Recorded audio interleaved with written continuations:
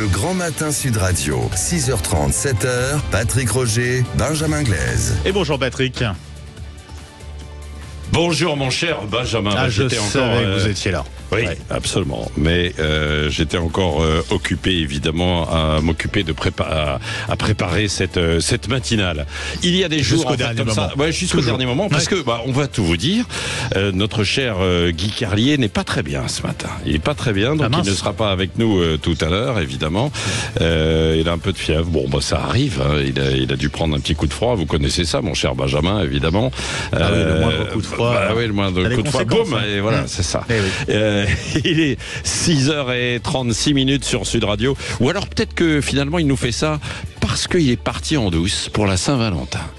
Allez savoir. Qui sait. Allez savoir. Oui, non, c'est peut-être ce qui se passe. Ça bien temps, sûr. ouais. Il est 6h36. Bienvenue en tout cas sur Sud Radio. Le Grand Matin Sud Radio. La vie en vrai. La vie en vrai. Et il y a des vignerons du monde entier qui sont réunis depuis le début de la semaine pour la 5e édition du salon Wine Paris Vinexpo Paris. C'est le plus grand événement pour les professionnels des vins et spiritueux en France. Nous sommes avec Clémence Fabre. Bonjour. Bonjour à tous les auditeurs. Oui, merci. Vous êtes vigneronne. Vous êtes installée dans le Languedoc, hein, c'est ça. Racontez-nous, parce que c'est une histoire familiale. C'est assez intéressant. Hein. On est au cœur de l'Occitanie, entre Narbonne et Carcassonne, donc plein sud. Ouais. Et je reprends avec mon mari un domaine familial qui la famille Fabre. Premier Fabre, on l'a trouvé dans un acte notarié 1605, dans l'Aude, à 30 km de là où on est aujourd'hui. Donc on n'est pas parti très loin. Non, c'est ça. Alors vous reprenez avec votre mari parce que c'est une histoire familiale et vous avez décidé d'y revenir, quoi. Vous-même, vous n'étiez pas vigneronne, quoi.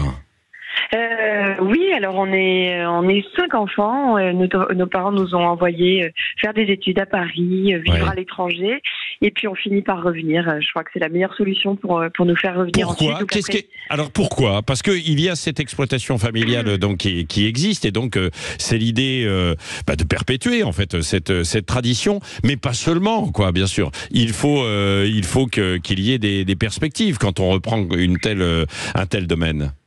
Oui, alors après 8 années en Asie, je voyais pas mal de vignerons qui venaient aussi faire la promotion de leur vin. Et je me disais, c'est dommage, chez nous, on se concentrait plutôt sur l'Europe, la France. Ouais. Y a aussi de quoi faire là-bas. Et donc, l'idée, c'est vraiment de perpétuer, avec beaucoup de défis qui nous attendent aujourd'hui, le réchauffement climatique, l'écologie, la transition aussi dans laquelle on est en train de s'engager. Donc il y a beaucoup de choses aussi à faire évoluer, à changer. Ouais. Les modes de consommation évoluent, donc il faut rester ouvert. Oui, non, mais c'est ça. C'est ça qui est passionnant. Il faut quand même avoir le moral, Clémence, parce que je vois beaucoup de viticulteurs qui sont très inquiets, quoi. On a arraché des vignes dans le Bordelais. Il y avait des manifestations il n'y a pas si longtemps à côté de chez vous, hein, dans l'Aude, il y a une quinzaine de jours.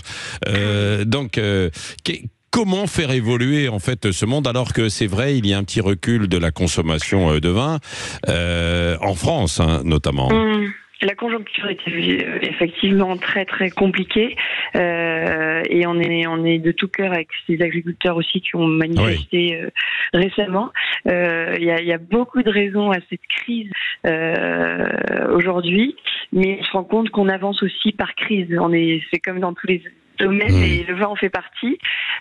Donc c'est des occasions aussi pour se remettre en question et suivre effectivement les demandes des consommateurs, les évolutions actuelles. Alors par exemple, on est nombreux, je vous le disais. Mon frère André s'installe en tant que cidriculteur dans le Languedoc. C'est-à-dire donc il propose des cidres à base de coings, de pommes, de grenades et des jus.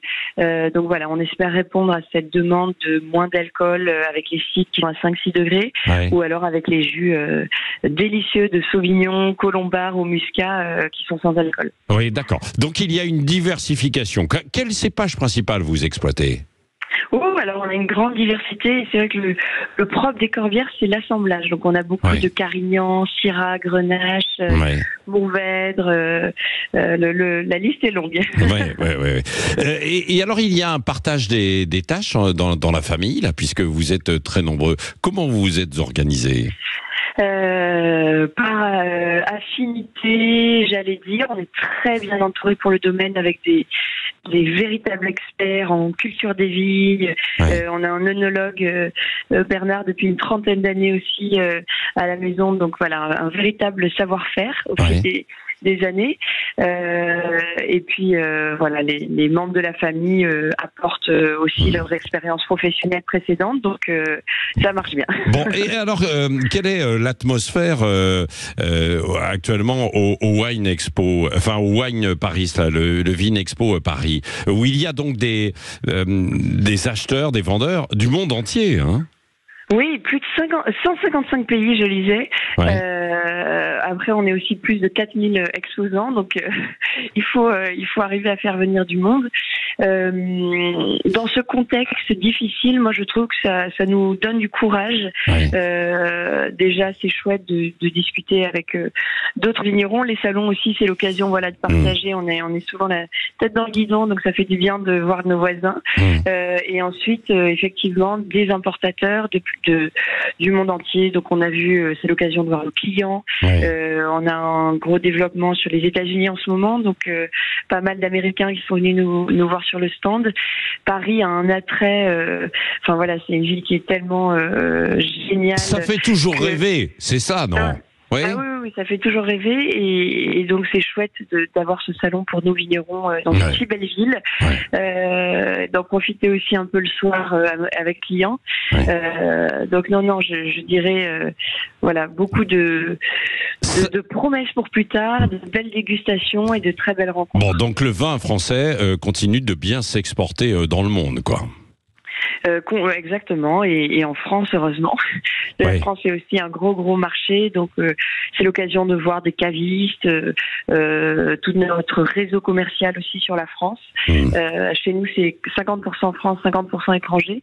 Le vin français, oui, continue de rêver, mais on a beaucoup de travail à faire pour le présenter un peu différemment parfois, avec des bouteilles plus légères, des bouteilles... Il y a le côté marketing qui est important. J'en discutais avec un autre domaine qui ne doit pas être très loin de chez vous, le domaine Paul Mas, Jean-Claude Mas, qui est déjà intervenu sur Sud Radio, qui disait évidemment tout ça c'était important. Il fallait avoir une bonne qualité en fait de vin aujourd'hui, et puis développer tout un savoir-faire et du marketing en fait autour. Hein. Voilà, tout compte, on n'est malheureusement pas derrière chaque bouteille.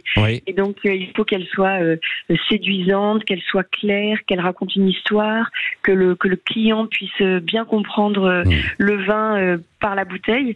Donc, il y a beaucoup, effectivement, de travail et de choses à penser en amont pour que le marketing déclenche l'achat chez le client. Bah voilà, merci beaucoup Clémence Fabre et ensuite bon retour. Donc c'est précisément situé où alors, parce que vous me dites entre Béziers et Carcassonne, c'est sur quelle commune? Luc-sur-Orbion, on est dans l'Aude, à 3 km de Lyon-Corbière. Bah voilà, c'est dit et rendez-vous est pris. Hein, nous irons vous rendre visite. Merci. Alors, avec grand plaisir. Merci beaucoup. Bonne journée. Merci à vous. Et donc, vous voyez qu'il y a des choses quand même qui marchent bien en France, quoi. Il faut le dire. Bien sûr, même si c'est compliqué parce qu'il y a eu des viticulteurs inquiets il y a quelques jours qui étaient avec nous parce que c'est vrai qu'il y a une concurrence internationale et qui est difficile, il y a un contexte complexe, mais ça peut marcher. Allez, dans un instant, on va se poser une question. Est-ce qu'on marche sur la tête à l'occasion de la Saint-Valentin? Oui, on va tout vous dire.